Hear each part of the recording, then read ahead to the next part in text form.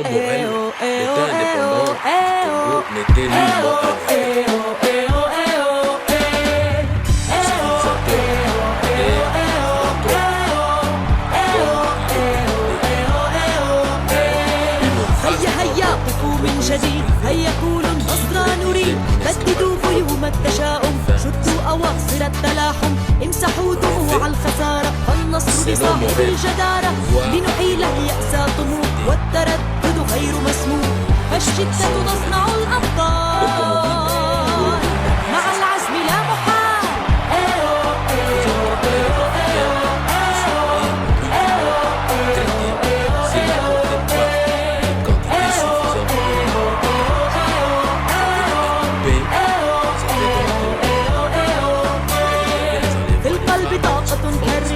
تدفعنا نحو النجاح مهما أثقلنا بالجراح شفاؤنا يكمن في البلاء هيا هيا هيا هيا هيا هيا قفوا من جديد هيا هيا هيا هيا هيا قولوا النصر نريد فالشدة تصنع الأبطال مع العزم لا محال هيا هيا قفوا من جديد هيا قولوا النصر نريد إن فزنا طلبنا المزيد إن خسرنا الكرة نعيد هيا هيا هيا هيا هيا هيا قفوا من جديد هيا هيا هيا هيا هيا قولوا النصر نريد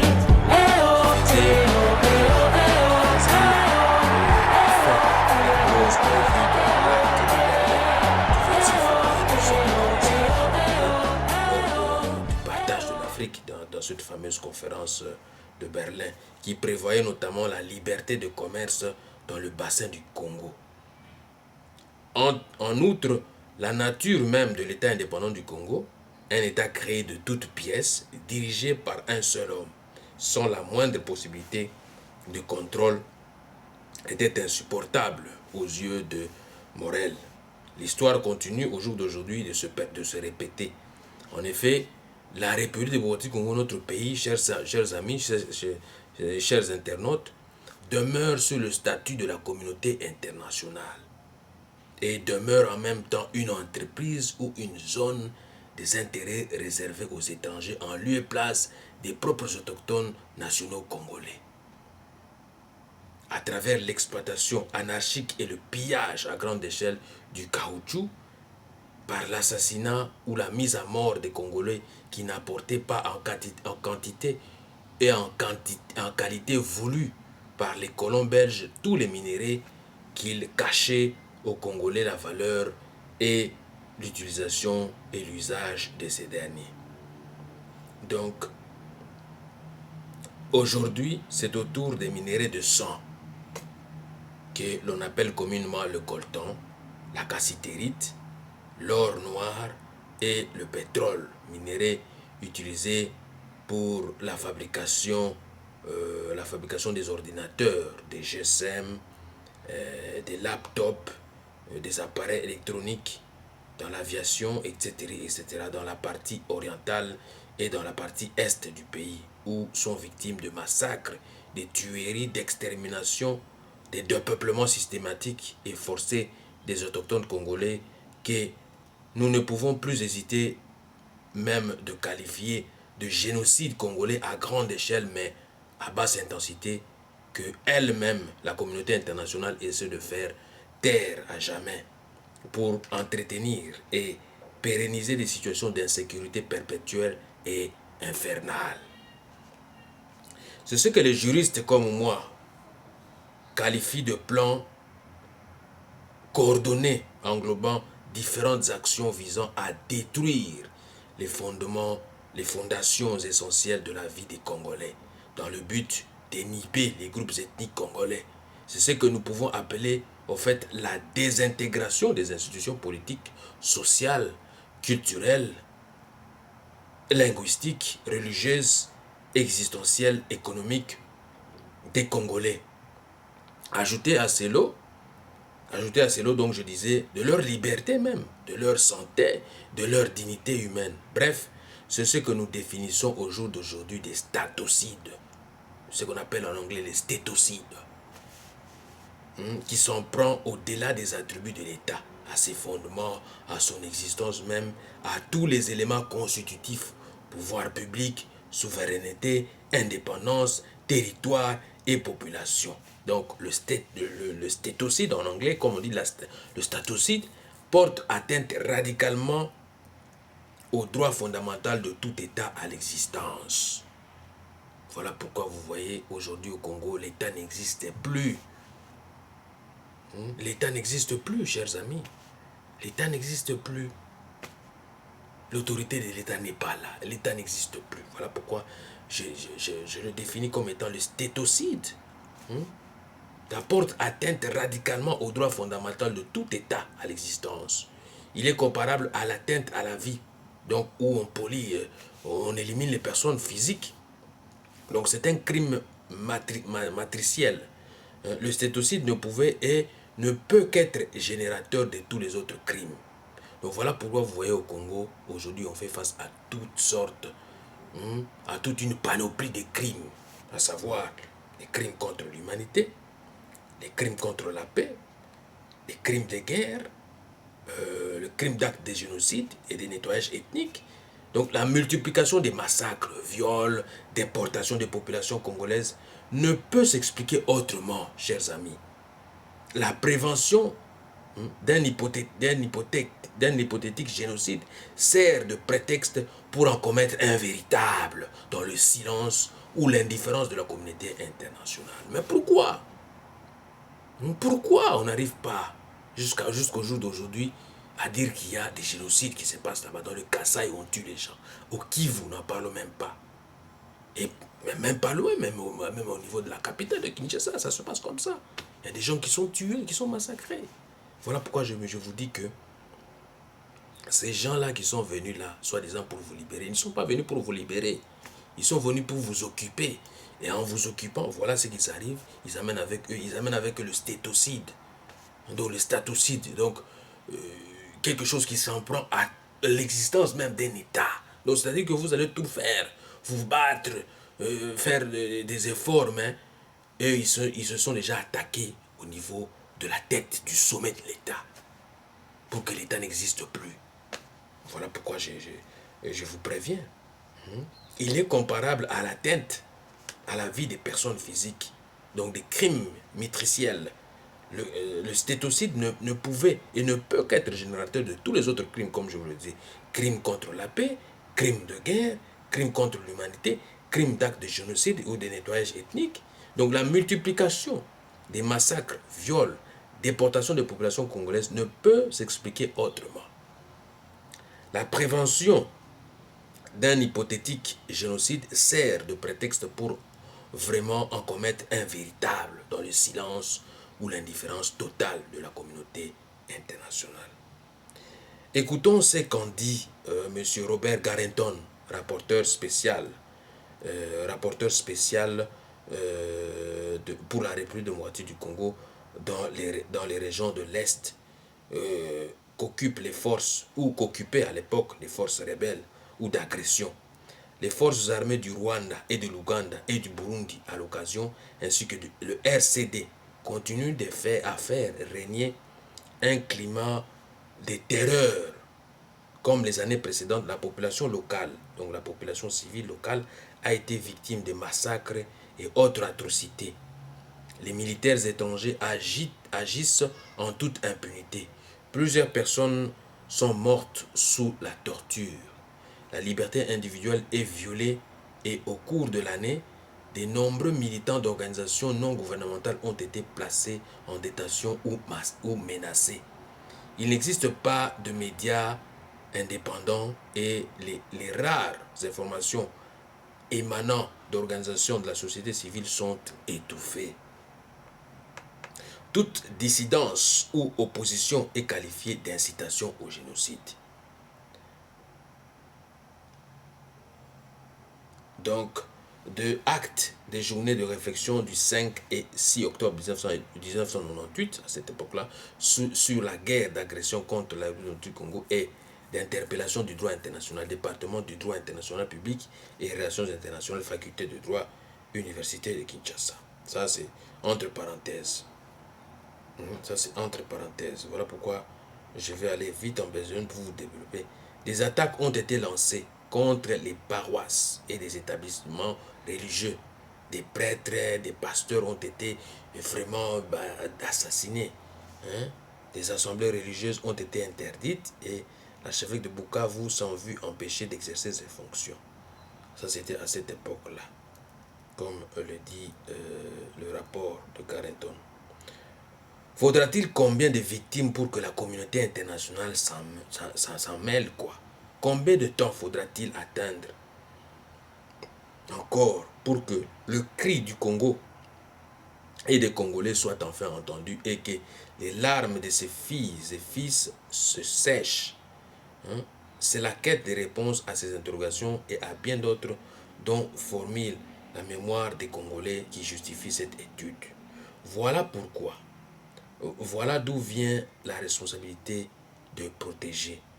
Qu'est-ce que la responsabilité de protéger? Comme je l'ai toujours dit dans différentes interventions que je passe, que j'ai fait avant de passer aujourd'hui. Je dis toujours que la responsabilité de protéger ou la responsabilité de protéger et la doctrine est un concept de l'État et la responsabilité internationale pour les citoyens qui a été adopté par le sommet des Nations Unies du 60e anniversaire. Les États de la doctrine, donc chaque État a la responsabilité de protéger ses populations du génocide, des crimes de guerre, le nettoyage ethnique et les crimes contre l'humanité. Nous acceptons cette responsabilité et agirons en accord avec elle. Donc avec elle, la communauté internationale à travers les Nations Unies a également la responsabilité d'aider à protéger les populations contre le génocide, les crimes de guerre, le nettoyage ethnique et les crimes contre l'humanité. Dans ce contexte, nous sommes prêts à prendre des mesures collectives d'une manière opportune et décisive par l'intermédiaire du Conseil de sécurité conformément à la charte, y compris le chapitre 7. Lorsque ces moyens pacifiques se révèlent inadéquats et les autorités nationales sont manifestement pas dans la mesure d'assurer la protection de leur population du génocide et des crimes de guerre, des nettoyages ethniques et des crimes contre l'humanité, eh bien, essentiellement, la responsabilité reconnaît que, alors que les États souverains sont indépendamment en charge de leurs propres citoyens, devraient-ils ne pas parvenir à protéger leurs citoyens contre les massacres, que ce soit internationalement ou par leur incapacité d'agir? Il est de la responsabilité de la communauté internationale, comme je le disais, en tant que capitale, de protéger tous les citoyens du monde. Tous les citoyens du monde. Lorsque, au niveau national, au niveau des États, il y a des failles, cette responsabilité-là revient maintenant à la communauté internationale en tant que capitale. Quelles sont les responsabilités de la communauté internationale en vertu de la responsabilité de protéger? En vertu de la responsabilité de protéger, la communauté internationale a trois principales responsabilités. Il y a 1. La responsabilité de prévenir. 2. La responsabilité de réagir. Et 3. La responsabilité de reconstruire. La responsabilité de prévenir, la prévention. Et secondo, la responsabilité de réagir, donc directement, d'entrer dans le vif du sujet. Et la responsabilité de reconstruire. Ici, on trouve par exemple, il y a des destructions, il y a eu vraiment des anomalies. C'est la responsabilité de la communauté internationale de reconstruire. Selon la doctrine responsabilité de protéger, la priorité numéro 1 et la responsabilité de la communauté internationale est la prévention. C'est la prévention d'abord. Et la prévoyance, on peut ajouter ça comme ça. La communauté internationale a l'obligation de passer le plus de temps et des ressources à faire en sorte que les conflits et les crises soient empêchés ou interrompus avant le génocide ou des atrocités de masse se produisent, quoi. Si le conflit dégénérait, la communauté internationale a la responsabilité de réagir.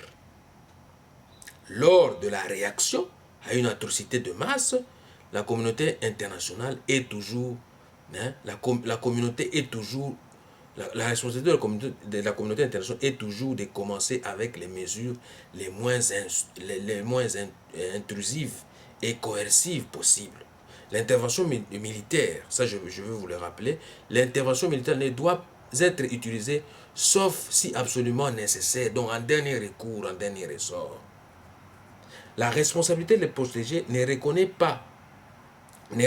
que, l'intervention militaire est nécessaire parfois, mais affirme que l'intervention militaire ne doit pas être utilisée s'il est juste causé et tous les principes de précaution sont respectés. Si l'intervention militaire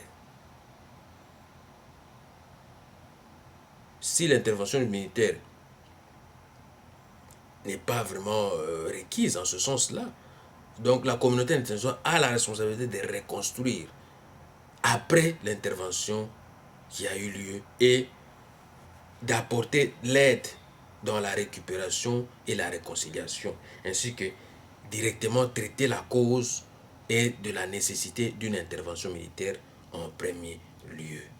Voilà. Ce qui constitue comme juste cause pour l'intervention militaire, ce sont les principes de précaution. L'international group CRIS résume juste cause d'une intervention aussi grande que la perte à l'échelle de la vie, qui est donc le produit soit d'une action délibérée de l'État ou de la diligence de l'État ou de l'incapacité d'agir ou d'une défaillance, comme je vous l'avais dit, de l'État où en grande échelle le nettoyage ethnique est commis. Donc c'est ça. Encore une fois, l'intervention.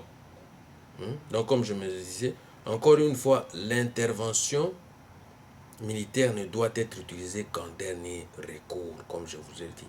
Donc il faut non seulement que ces conditions existent, mais toutes les autres options devront être épuisées. Lorsque l'on considère une intervention militaire, il y a des principes, des précautions qui doivent être examinés, tout comme les règles de la guerre.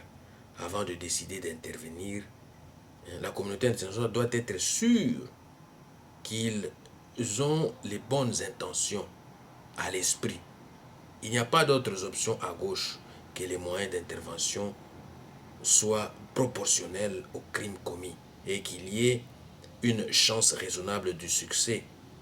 Il faut apaiser ça. C'est parce que aujourd'hui les guerres sont réglementées. C'est pas comme d'autres populations qui font des guerres n'importe comment, à l'emporte-pièce. Mais aujourd'hui les guerres sont vraiment réglementées. Les règles sont réglementées ces derniers temps. On ne fait pas seulement des guerres pour faire. Donc il est également important de reconnaître que le pouvoir d'intervenir doit, dans la plupart des cas, venir du Conseil de sécurité des Nations Unies. Donc c'est ça.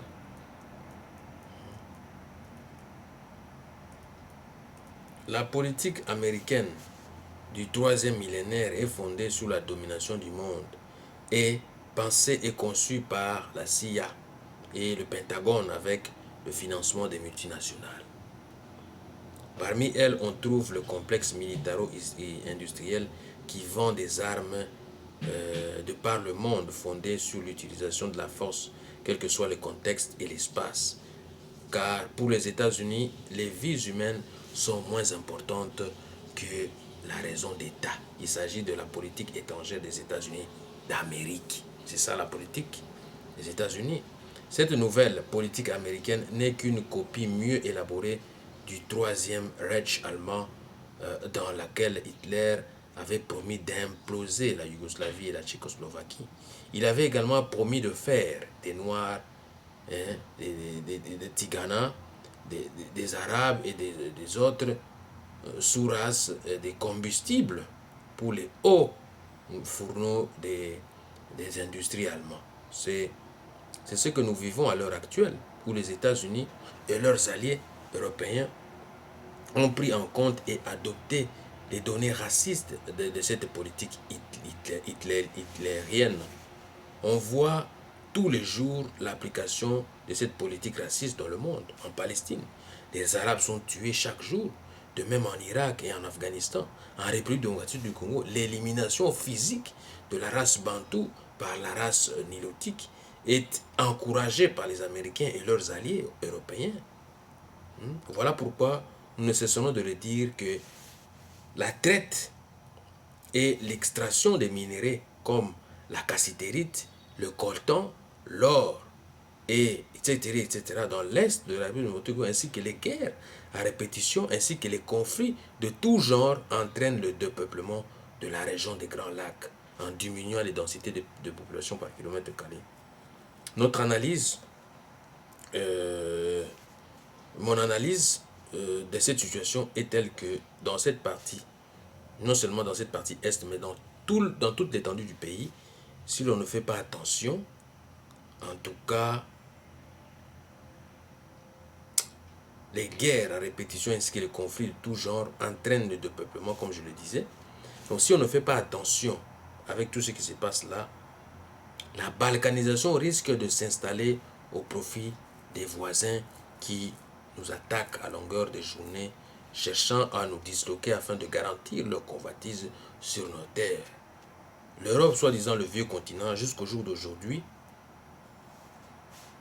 continue de garder son ossature, de se préserver en royaume d'antan. Nous citerons ici, à titre d'exemple, le royaume de Belgique, le royaume de pays scandinaves, le royaume d'Espagne, la principauté de Monaco, ainsi de suite, le Royaume-Uni. Le Royaume-Uni, bon, essayons de voir aussi, il y a le Brexit qui va amener la balkanisation de l'autre côté. Nous ne le souhaitons pas, mais c'est à eux-mêmes de sauver leur propre balkanisation parce que l'Écosse va quitter. Eux, ils vont quitter l'Europe, l'Écosse aussi va quitter. Voilà pourquoi je vous dis que, en voulant provoquer des guerres chez les autres ou les balkanisations chez les autres, mais regardez vous-même, est-ce que vous prenez une bonne politique, une politique de cohésion? Je ne crois pas. Je ne crois pas. Voilà pourquoi j'ai dit tous ces royaumes-là, d'antan, scandinaves, d'Europe, tout ça, avaient déjà perdu son ossature avec les différentes colonisations venues d'Europe après la conférence de Berlin de 1884 à 1885, qui avait décidé de son partage. Ma conclusion est que nous ne devons pas faire de la découverte de nouvelles minéraux dans notre territoire, la République du Congo, de nouvelles ressources minières en Afrique et généralement en particulier en République du Congo comme des prétextes de déstabilisation, des prétextes de déstabilisation, de dislocation, de balkanisation d'un État comme le cas à l'Est ou dans le Kasaï ou encore dans le Bas-Congo. Seulement au point où nous sommes parvenus, dans notre pays, il est impératif d'être entouré des gens qui veulent, qui prônent l'unitarisme, l'unité, qui prônent l'unité. Donc, vu l'urgence de toute la situation combien alarmante qui se passe dans notre pays, la République démocratique du Congo, dans toutes les provinces, vraiment, nous de la diaspora, nous sommes appelés à mener des actions concomitantes pour lancer un message vibrant de paix et de soutien vers les populations locales du Kasaï, du Kivu, du Congo central, de l'Équateur, du Katanga, de la province orientale, de toute l'étendue du pays,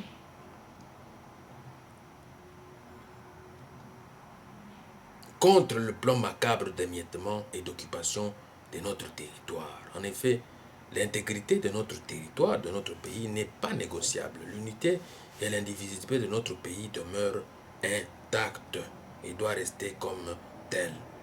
Nous nous attendons donc à des sanctions. Les sanctions sont en train de prévoir déjà, ce qui est une très bonne chose, contre toutes ces autorités-là qui veulent nous diriger par défi, qui veulent vraiment saccager, qui veulent saboter en fait le pays, qui veulent saboter l'économie, qui veulent saboter tout. Voilà pourquoi je vous dis que C'est très très important. Avec qui est-ce qu'on va travailler? Avec ces gens ici qui nous amènent le statocide. Donc ils s'attaquent à notre État. Donc l'État congolais n'existe plus et n'existera plus jamais. Hein? Si nous voulons que l'État congolais puisse avoir des lendemains meilleurs, nous devons commencer à responsabiliser la population. Responsabiliser le peuple. Que le pouvoir appartient au peuple. L'impérium appartient au peuple. N'appartient pas à cet individu-là, à ces groupuscules-là d'individus qui maltraitent la population, qui tuent la population. Non. Hein? Voilà pourquoi je vous dis qu'il est temps. Il est vraiment temps que nous nous levions, que nous puissions défendre notre pays et que notre pays ne puisse plus continuer de demeurer une entreprise ou une colonie de la communauté internationale. Tout ce qu'on fait, on le fait dans le cadre de l'accord cadre. De ces accords-là que la population ne connaît ni le fond, ni la teneur de ces accords-là. Vous signez seulement des accords pour signer, alors que la population ne connaît rien du tout de ces accords-là. Voilà pourquoi je vous dis que nous devons nous lever. Ça n'est de trop, nous devons mettre un terme à ça. Nos minéraux, c'est à nous. Notre richesse doit nous aider à nous développer. Hein? Comment nous avons tout, mais il y a le Rwanda et l'Ouganda qui nous combattent, qui nous font la guerre, qui pillent nos richesses, qui, dans les grands marchés, là, quand on vend les diamants ou on vend les minéraux, ils se retrouvent là, alors qu'il n'y en a pas chez eux là-bas. Mais allez-y voir, nous sommes piégés. Nous sommes piégés par la communauté internationale. D'où nous devons sortir de cet état-là de colonie de la communauté internationale et des multinationales. Hein? Donc c'est un piège. Donc voilà pourquoi j'exhorte mes compatriotes de continuer le combat, de nous battre et de sortir sous le joug de la demeure d'une entreprise ou d'une colonie de la communauté internationale et des multinationales sans scrupules qui viennent dans notre pays que pour piller, pour nous faire du mal, pour foutre de la guerre, de la balkanisation. Voilà pourquoi aujourd'hui le message que j'avais à passer c'est celui-là. Évitons que notre pays puisse continuer à demeurer une entreprise ou une zone ou une colonie de la communauté internationale. Je vous remercie beaucoup et je vous retrouve dans les tout prochains programmes pour que nous puissions développer encore une fois beaucoup d'autres thèmes que je réserve ici la surprise que dans les jours qui viennent que nous allons développer ensemble. Je vous remercie beaucoup. Bonne soirée et bon courage. Nous sommes ensemble.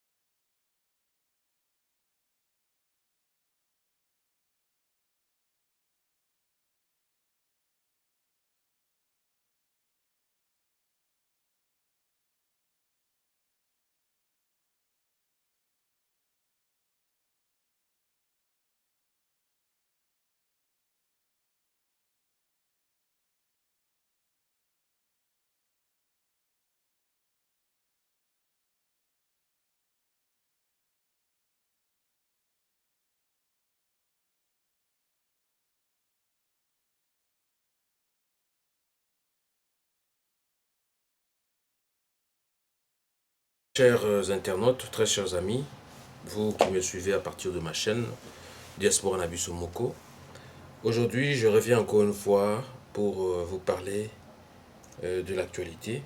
Et l'actualité, comme vous le savez, aujourd'hui j'ai voulu insister sur un thème qui est vraiment très important, qui est le pourquoi la République démocratique du Congo demeure une entreprise et une colonie de la communauté internationale. Parce que tout ce que nous sommes en train de faire, c'est comme si nous nous retrouvons en otage. C'est comme si nous sommes vraiment emprisonnés. Et voilà pourquoi je développe le thème d'aujourd'hui. Je me dis, pourquoi notre pays, la République démocratique du Congo, demeure une entreprise, en même temps une colonie de la communauté internationale. Selon Morel, l'État indépendant du Congo n'était nullement un État civilisateur, et philanthrope, comme il le prétendait, mais une vaste entreprise privée qui réduisait en esclavage le peuple congolais à des fins économiques. En effet, selon Morel, le roi avait notamment profité de l'expansion de l'industrie automobile pour rentabiliser sa colonie en caoutchouc, en faisant travailler les Africains qui se voyaient rudement traités s'ils n'apportaient pas des quantités suffisantes de caoutchouc. Ils avaient les mains coupées, ils avaient donc, il y avait des enlèvements des femmes, des enfants, ainsi de suite. Ces exactions auraient, selon Morel, ces actions auraient, selon Morel, plus que décimé le pays, allant jusqu'à affirmer qu'entre 1885 et 1908, le Congo avait perdu 40% de sa population. Il voyait comme cause unique de cette situation déplorable les activités du roi, donc du roi belge à cette époque-là. De plus, Morel critiquait l'État indépendant du Congo qui faisait fin des clauses prévues dans l'acte de Berlin du 26 février 1885. Vous vous rappelez, lors du partage de l'Afrique dans cette fameuse conférence de Berlin, qui prévoyait notamment la liberté de commerce dans le bassin du Congo. En outre, la nature même de l'État indépendant du Congo, un État créé de toutes pièces, dirigé par un seul homme, sans la moindre possibilité de contrôle, était insupportable aux yeux de Morel. L'histoire continue au jour d'aujourd'hui de se répéter. En effet, la République démocratique du Congo, notre pays, chers amis, chers internautes, demeure sous le statut de la communauté internationale et demeure en même temps une entreprise ou une zone des intérêts réservés aux étrangers en lieu et place des propres autochtones nationaux congolais.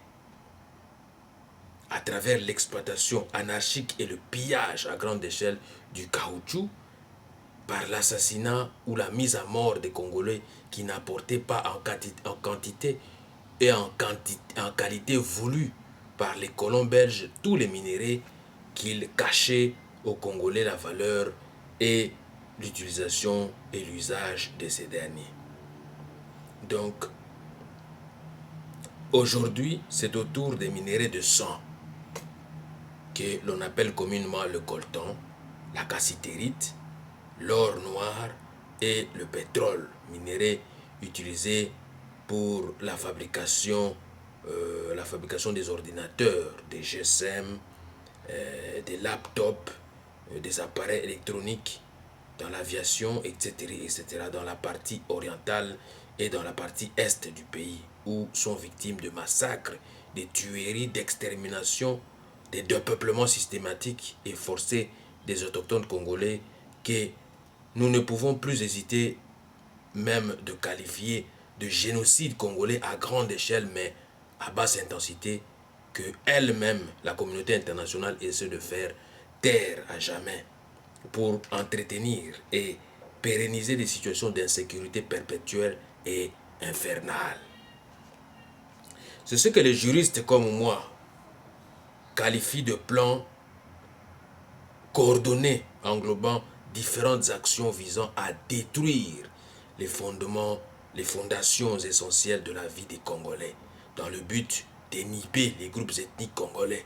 C'est ce que nous pouvons appeler au fait la désintégration des institutions politiques, sociales, culturelles, linguistiques, religieuses, existentielles, économiques des Congolais.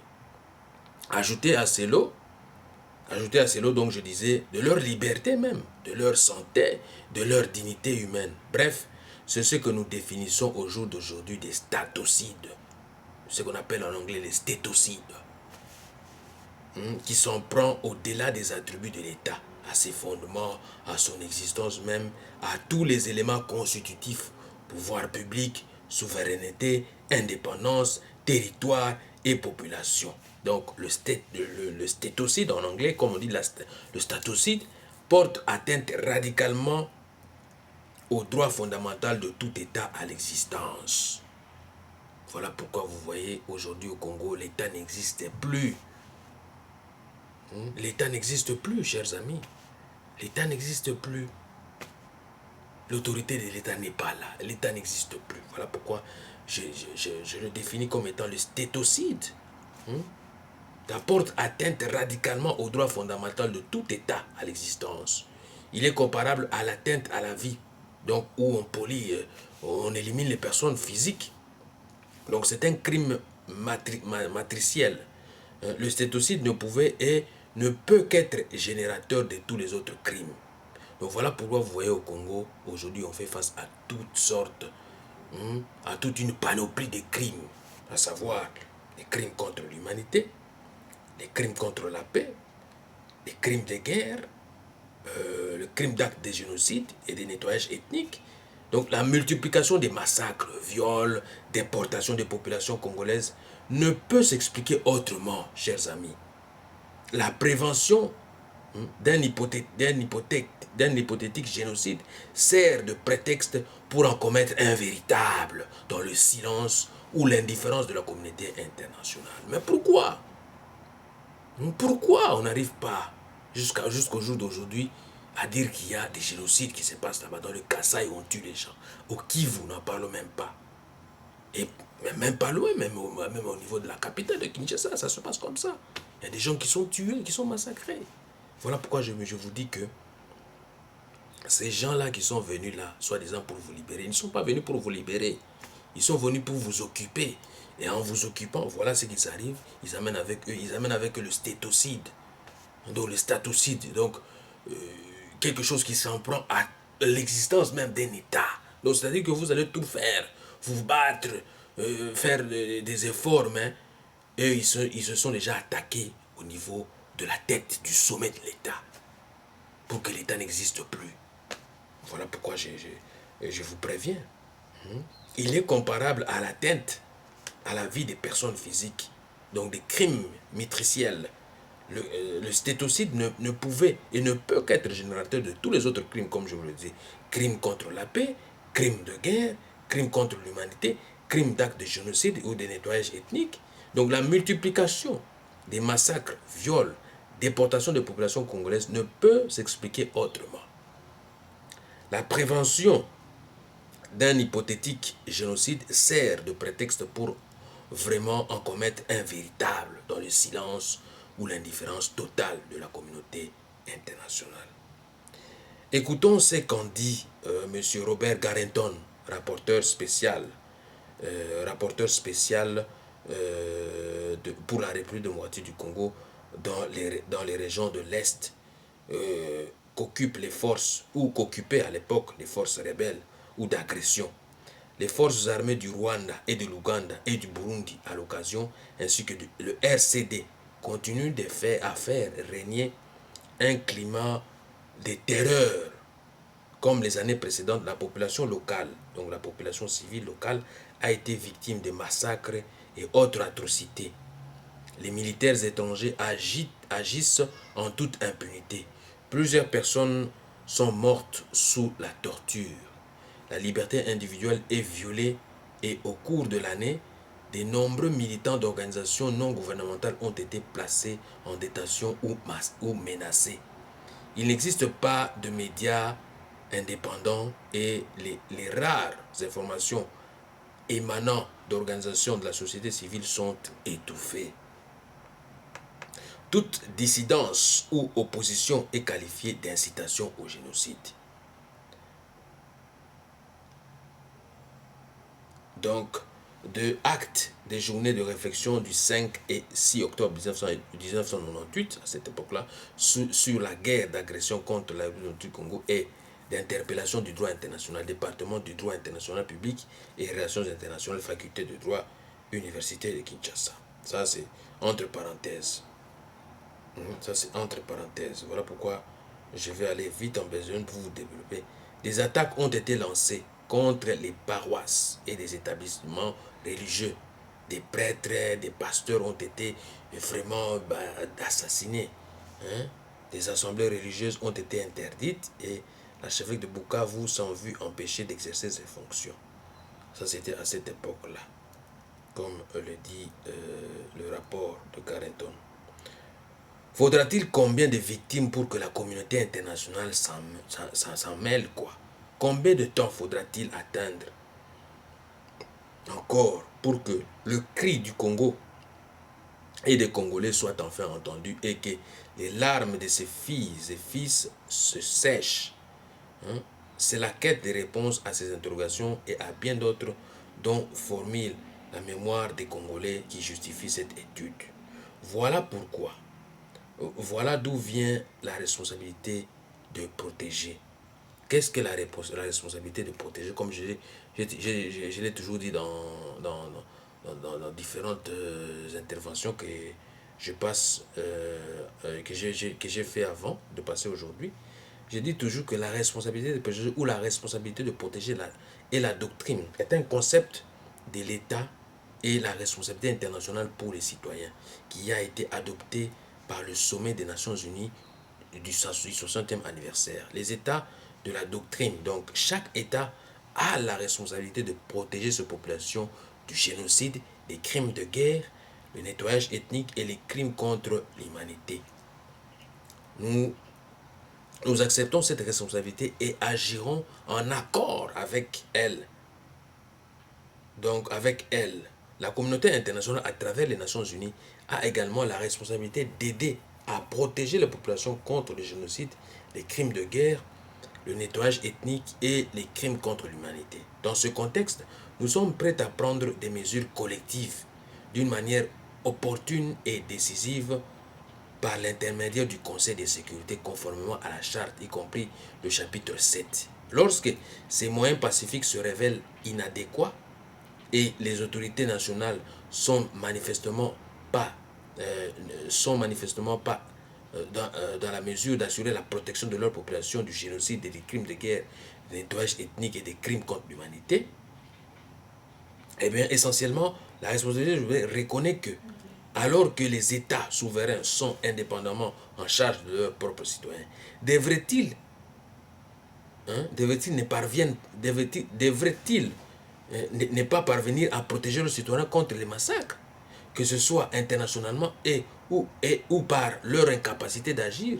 Il est de la responsabilité de la communauté internationale, comme je le disais, en tant que capitale, de protéger tous les citoyens du monde. Tous les citoyens du monde. Lorsque, au niveau national, au niveau des États, il y a des failles, cette responsabilité-là revient maintenant à la communauté internationale en tant que capitale. Quelles sont les responsabilités de la communauté internationale en vertu de la responsabilité de protéger? En vertu de la responsabilité de protéger, la communauté internationale a trois principales responsabilités. Il y a 1. La responsabilité de prévenir. 2. La responsabilité de réagir. Et 3. La responsabilité de reconstruire. La responsabilité de prévenir, la prévention. Et secondo, la responsabilité de réagir, donc directement, d'entrer dans le vif du sujet. Et la responsabilité de reconstruire. Ici, on trouve par exemple, il y a des destructions, il y a eu vraiment des anomalies. C'est la responsabilité de la communauté internationale de reconstruire. Selon la doctrine responsabilité de protéger, la priorité numéro 1 et la responsabilité de la communauté internationale est la prévention. C'est la prévention d'abord. Et la prévoyance, on peut ajouter ça comme ça. La communauté internationale a l'obligation de passer le plus de temps et des ressources à faire en sorte que les conflits et les crises soient empêchés ou interrompus avant le génocide ou des atrocités de masse se produisent, quoi. Si le conflit dégénérait, la communauté internationale a la responsabilité de réagir. Lors de la réaction à une atrocité de masse, la communauté internationale est toujours, la responsabilité de la communauté internationale est toujours de commencer avec les mesures les moins intrusives et coercives possibles. L'intervention militaire, ça je veux vous le rappeler, l'intervention militaire ne doit être utilisées sauf si absolument nécessaire, donc en dernier recours, en dernier ressort. La responsabilité de les protéger ne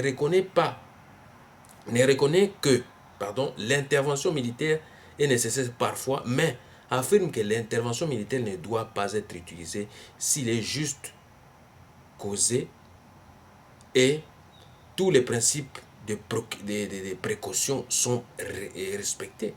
Si l'intervention militaire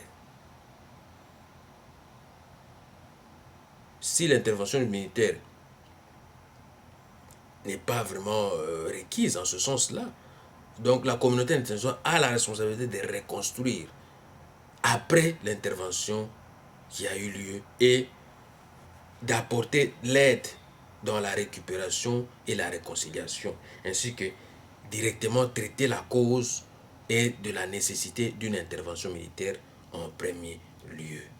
Voilà. Ce qui constitue comme juste cause pour l'intervention militaire, ce sont les principes de précaution. L'international group CRIS résume juste cause d'une intervention aussi grande que la perte à l'échelle de la vie, qui est donc le produit soit d'une action délibérée de l'État ou de la diligence de l'État ou de l'incapacité d'agir ou d'une défaillance, comme je vous l'avais dit, de l'État où en grande échelle le nettoyage ethnique est commis. Donc c'est ça. Encore une fois, l'intervention. Donc comme je me disais, encore une fois, l'intervention militaire ne doit être utilisée qu'en dernier recours, comme je vous ai dit. Donc il faut non seulement que ces conditions existent, mais toutes les autres options devront être épuisées. Lorsque l'on considère une intervention militaire, il y a des principes, des précautions qui doivent être examinés, tout comme les règles de la guerre. Avant de décider d'intervenir, la communauté internationale doit être sûre qu'ils ont les bonnes intentions à l'esprit. Il n'y a pas d'autres options à gauche que les moyens d'intervention soient proportionnels aux crimes commis et qu'il y ait une chance raisonnable du succès. Il faut apaiser ça. C'est parce que aujourd'hui les guerres sont réglementées. C'est pas comme d'autres populations qui font des guerres n'importe comment, à l'emporte-pièce. Mais aujourd'hui les guerres sont vraiment réglementées. Les règles sont réglementées ces derniers temps. On ne fait pas seulement des guerres pour faire. Donc il est également important de reconnaître que le pouvoir d'intervenir doit, dans la plupart des cas, venir du Conseil de sécurité des Nations Unies. Donc c'est ça.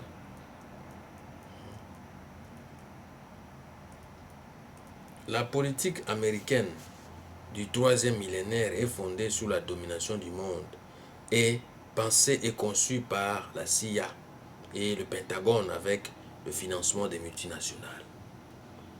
Parmi elles, on trouve le complexe militaro-industriel qui vend des armes de par le monde fondé sur l'utilisation de la force, quel que soit le contexte et l'espace. Car pour les États-Unis, les vies humaines sont moins importantes que la raison d'État. Il s'agit de la politique étrangère des États-Unis d'Amérique. C'est ça la politique des États-Unis. Cette nouvelle politique américaine n'est qu'une copie mieux élaborée du troisième Reich allemand dans laquelle Hitler avait promis d'imploser la Yougoslavie et la Tchécoslovaquie. Il avait également promis de faire des Noirs, des Tiganas, des Arabes et des autres sous-races des combustibles pour les hauts fourneaux des industries allemandes. C'est ce que nous vivons à l'heure actuelle, où les États-Unis et leurs alliés européens ont pris en compte et adopté les données racistes de cette politique hitlérienne. On voit tous les jours l'application de cette politique raciste dans le monde. En Palestine, les Arabes sont tués chaque jour, de même en Irak et en Afghanistan. En République démocratique du Congo, l'élimination physique de la race bantoue par la race nilotique est encouragé par les Américains et leurs alliés européens. Voilà pourquoi nous ne cessons de le dire que la traite et l'extraction des minéraux comme la cassitérite, le coltan, l'or, etc., dans l'est de la République du Congo, ainsi que les guerres à répétition, ainsi que les conflits de tout genre entraînent le dépeuplement de la région des Grands Lacs en diminuant les densités de population par kilomètre carré. Notre analyse, mon analyse de cette situation est telle que dans cette partie, non seulement dans cette partie est, mais dans toute l'étendue du pays, si l'on ne fait pas attention, en tout cas, les guerres à répétition ainsi que les conflits de tout genre entraînent le dépeuplement, comme je le disais. Donc si on ne fait pas attention avec tout ce qui se passe là, la balkanisation risque de s'installer au profit des voisins qui nous attaquent à longueur de journée, cherchant à nous disloquer afin de garantir leur convoitise sur nos terres. L'Europe, soi-disant le vieux continent, jusqu'au jour d'aujourd'hui, continue de garder son ossature, de se préserver en royaume d'antan. Nous citerons ici, à titre d'exemple, le royaume de Belgique, le royaume de pays scandinaves, le royaume d'Espagne, la principauté de Monaco, ainsi de suite, le Royaume-Uni. Le Royaume-Uni, bon, essayons de voir aussi, il y a le Brexit qui va amener la balkanisation de l'autre côté. Nous ne le souhaitons pas, mais c'est à eux-mêmes de sauver leur propre balkanisation parce que l'Écosse va quitter. Eux, ils vont quitter l'Europe, l'Écosse aussi va quitter. Voilà pourquoi je vous dis que, en voulant provoquer des guerres chez les autres ou les balkanisations chez les autres, mais regardez vous-même, est-ce que vous prenez une bonne politique, une politique de cohésion? Je ne crois pas. Je ne crois pas. Voilà pourquoi j'ai dit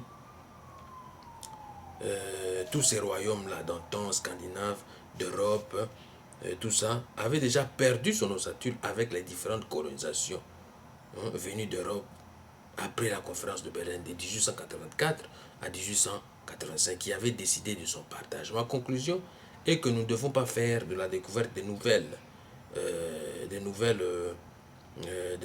minéraux, dans notre territoire, la République du Congo, des nouvelles ressources minières en Afrique et généralement en particulier en République du Congo comme des prétextes de déstabilisation, des prétextes de déstabilisation, de dislocation, de balkanisation d'un État comme le cas à l'Est ou dans le Kasaï ou encore dans le Bas-Congo. Seulement au point où nous sommes parvenus, dans notre pays, il est impératif d'être entouré des gens qui veulent, qui prônent l'unitarisme, l'unité, qui prônent l'unité. Donc, vu l'urgence de toute la situation combien alarmante qui se passe dans notre pays, la République du Congo, dans toutes les provinces, vraiment, nous de la diaspora, nous sommes appelés à mener des actions concomitantes pour lancer un message vibrant de paix et de soutien vers les populations locales du Kasaï, du Kivu, du Congo central, de l'Équateur, du Katanga, de la province orientale, de toute l'étendue du pays,